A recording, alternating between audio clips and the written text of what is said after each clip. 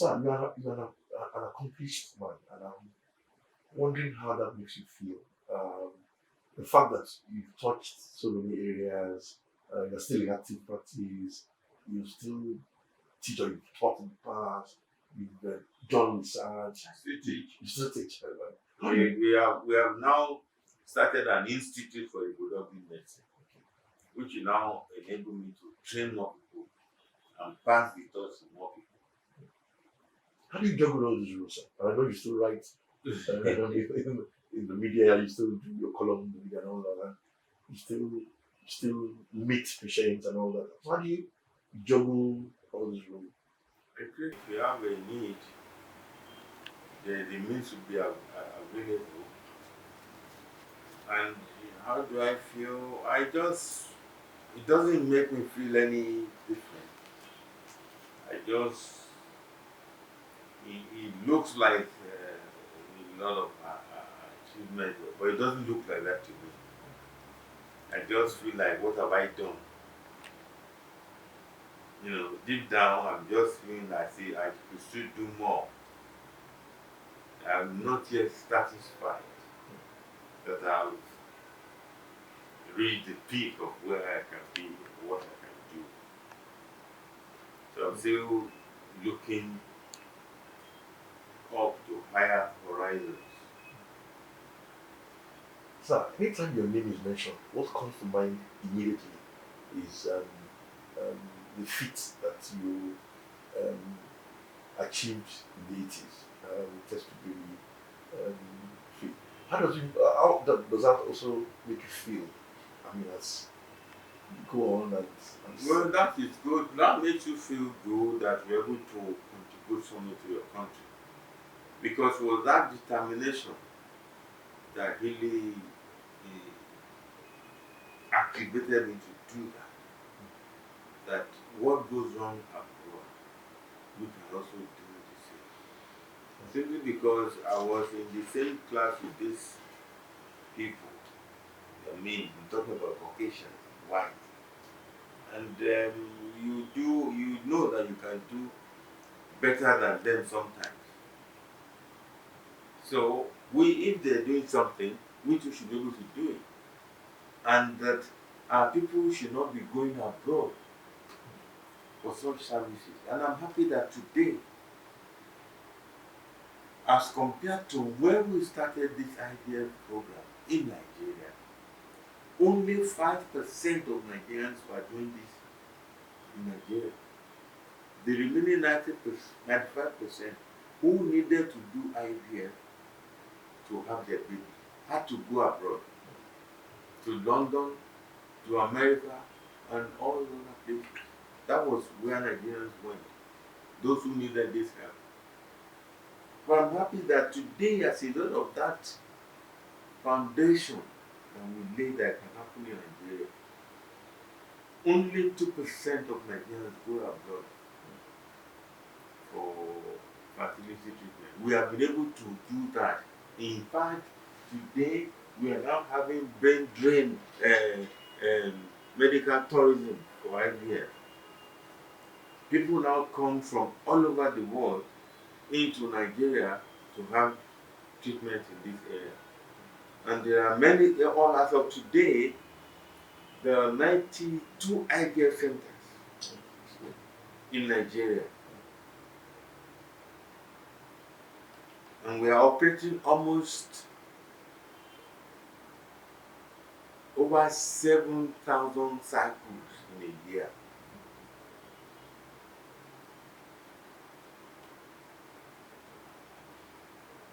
Altogether, as due to this process, that is what makes me feel good. If you look at Lagos alone, you have about almost 50 IVF centers.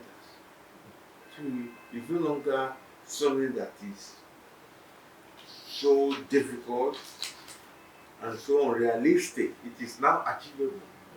And we have a society that we formed.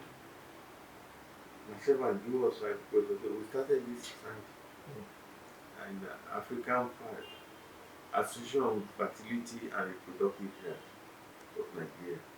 where people come there, we tell each one that exchanges what they're doing, so we can become standard. We have the regulations, we have the guidelines that people can do. And I'm also in the Lagos State, a member of the Lagos State monitoring for IVF. So we do all this so that the thing is now available, as opposed to in the 1980s, almost 30 years ago when it was doing. Now it's available. So those are the things that I feel happy about, and you feel fulfilled that that can happen, and it's going to happen. You're just now looking for to passing the torch, like it is in the US. When I was working in Chicago at the University Fertility Center, there were 42 centers, clinics of IVF in Chicago, and we were all coming together. There was no competition. It's not. We were all friendly and close, and this was what I am happy that we're able to do. Then, sir, I want to ask this question as a layman. Um, I want to ask, sir, what, why is it that the problem of having um, a child for couples has become a big issue that it is now? Um, Unlike before, when you started the experiment and all of that, how come it's become a major issue? It has always been a major issue, and there are many things. You say that I was well known for the IVF thing, but globally now I've gone beyond that. What I'm now getting a lot of recognition for is that I'm able to do genetic selection, so that I can, like people who have sickle cell,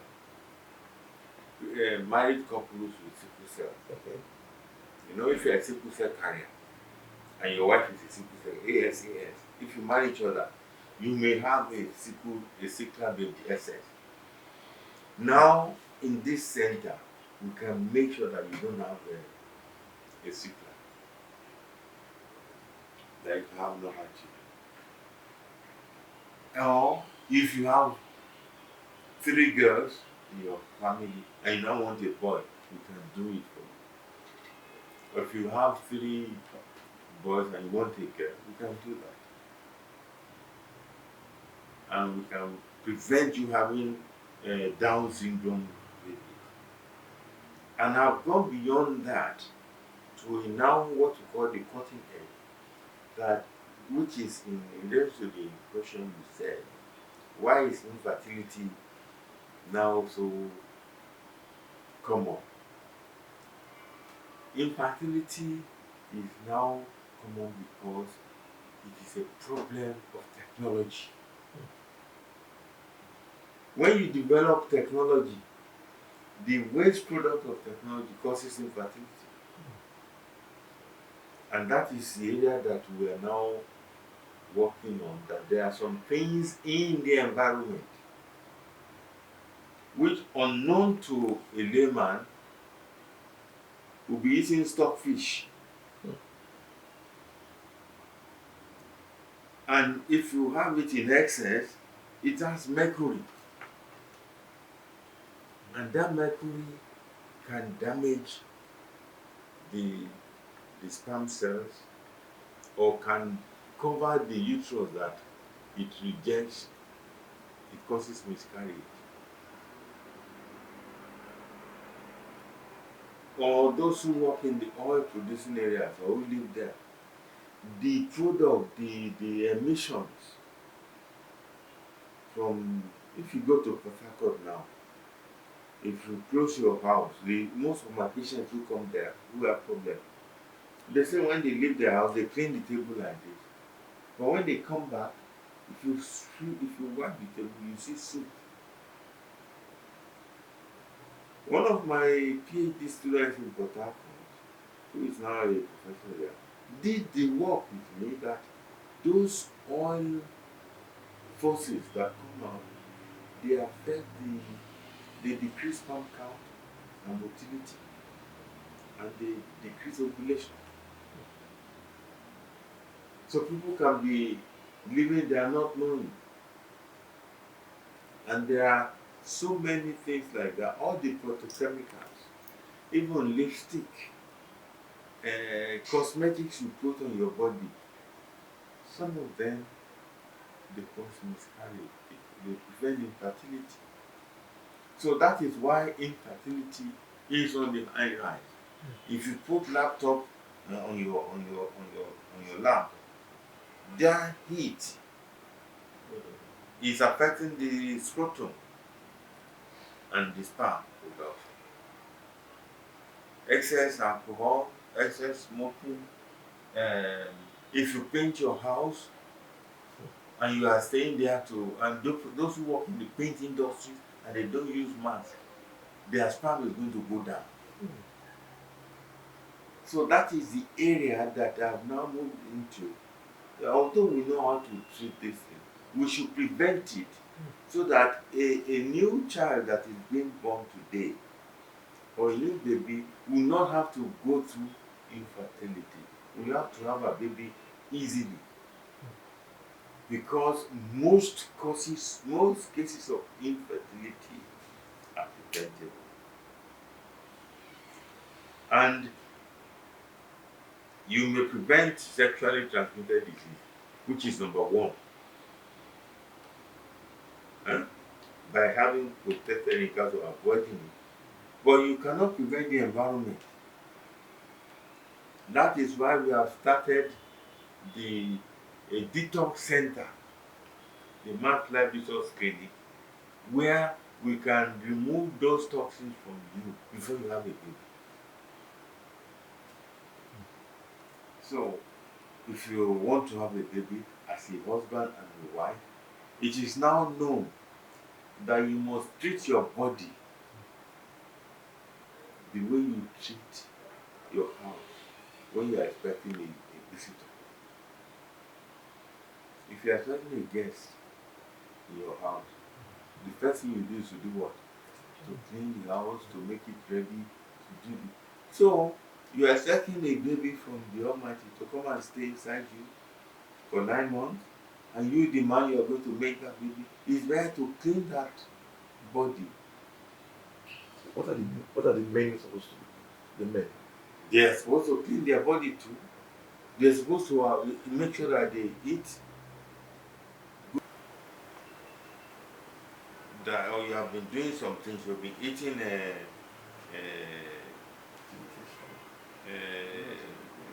stockfish, and those things that you have been eating that can create problems for you. Yes, sir. It's better to clean them out. You have been in the painting industry. You are using pesticides or fumigating your house, insecticides. All those things are there, and they accumulate in your body over the years, day by day over the years. So you want to have a baby, it's good to clean them out because they follow all your cells that you eat it. It will go into the liver, into the kidney. It will go into the testes, and it will come with the sperm, and it will cause sperm DNA fragmentation, which can cause abnormality of a baby, so that the baby will abort. There will be miscarriage because there is a problem with that sperm. So when you clean it and you take some supplements to improve like omega-3, cooked, and you take those supplements, which will be given in the detox center, then the sperm will be clean.